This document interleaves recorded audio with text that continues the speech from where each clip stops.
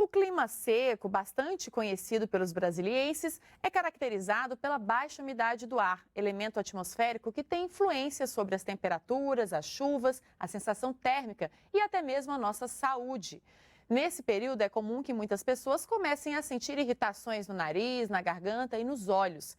E o desconforto pode ser ainda maior se você já tiver alguma doença respiratória, como asma, rinite alérgica ou a própria asma. Esse é o tema de hoje da nossa entrevista de estúdio e para falar sobre o assunto, nós convidamos a doutora Larissa Camargo, que é otorrinolaringologista. Boa tarde, doutora, e muito obrigada por atender ao nosso convite. Eu que agradeço, boa tarde. Quais são as doenças mais oportunistas nessa época do ano? Então, principalmente as doenças de vias aéreas superiores, que é a faringite, amidalite, laringite, rinite, otite.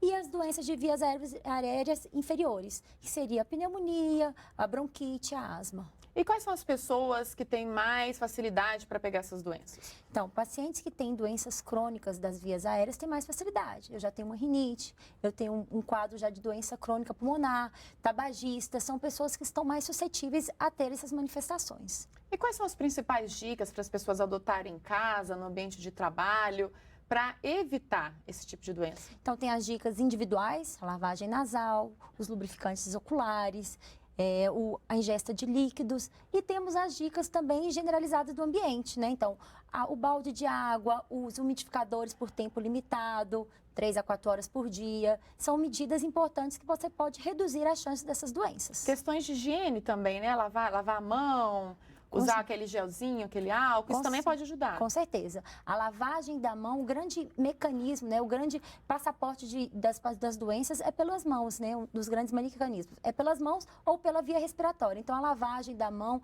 e o uso de álcool, com certeza, são medidas importantes. Outro local que tem muita transmissão de doença é na escola. Qual o cuidado com as crianças na escola? O que os pais podem fazer? Então, é importante o acompanhamento com o médico, né, medidas preventivas e medidas individuais. A lavagem do nariz deve ser uma medida tanto domiciliar quanto na escola. Com certeza, aquela criança que já está doente, já está com febre, é importante que essa criança não vá à escola para não transmitir para as demais crianças, né? E esse cuidado com a lavagem, com a higiene pessoal individual é muito importante. Doutora, outra coisa que é muito comum nessa época é o sangramento nasal. O que pode ser feito para evitar isso? Então, o sangramento nasal, as mucosas em geral ressecam. Então, o nariz é a mucosa que mais resseca durante esse período. O que é importante? Essa lavagem, o uso de gels com concentrados de soro também são importantes. E é importante até orientar. Se sangramento, o que eu faço imediatamente?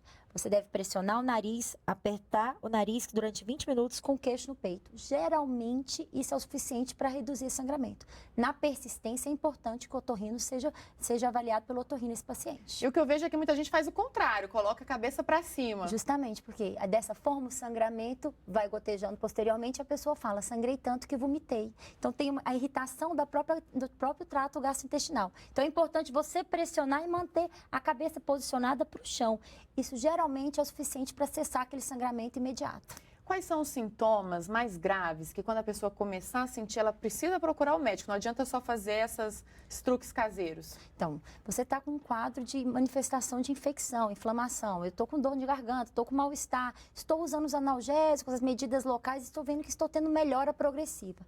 Agora, eu vi que a febre está aumentando, a frequência respiratória, a falta de ar está piorando. O paciente estava muito ativo, agora ele tem pouca atividade, o estado geral dele está muito ruim. Esse paciente é importante que seja avaliado por um profissional. Ok, muito obrigada pelas informações. Então fica a dica aí para o pessoal tomar cuidado nessa época de seca, não descuidar, não é, doutora? Com certeza, eu que agradeço.